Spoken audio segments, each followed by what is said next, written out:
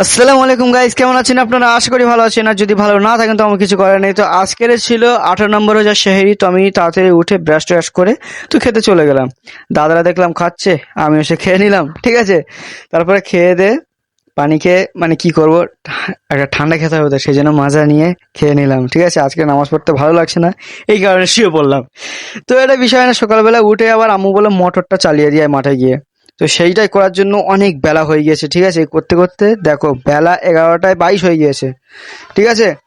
কি করবো বুঝতে পারছি না। তারপরে বসে বসে একটু সময় কাটাচ্ছিলাম। তারপরে এখন দুপুর হয়ে গিয়েছে, আর একবার দেখতে যাচ্ছি মাঠের অবস্থা কি, পানি বার হচ্ছে কি। তো হ্যাঁ, পানি ঠিকঠাক চলছে, ঠিক আছে। তো মাঠের একটা ভিউ দিয়ে দিলাম তোমাদেরকে, তো তোমরাও দেখে নাও। তো বাড়িতে চলে আসলাম, তো এখন শুয়ে পড়লাম, ঠিক আছে।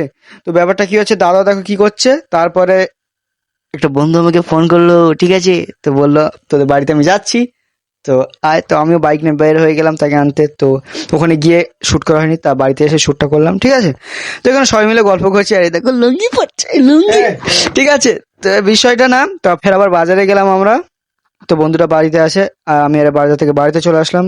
তো এখন বিষয়টা কি হচ্ছে, আমরা তিনজন নামাজ টামাজ পড়ে আসরে বাড়ির দিকে বেড়াতে গেলাম, আমি, দাদা আর আমার বন্ধু, ঠিক আছে। তো সেটা কোনো বিষয় না, সারাদিন খালি মেয়েদের সাথে মেসেজ করে এই বন্ধুরা। তারপরে ইফতারের সময় হয়ে গেল, তো আমরা এখন ইফতার করতে যাচ্ছি। তো তোমরাও রোজা করো, তোমরা আল্লাহর ইবাদত করো। আজকের মতন ব্লগটা এই পর্যন্ত ছিল। বাই।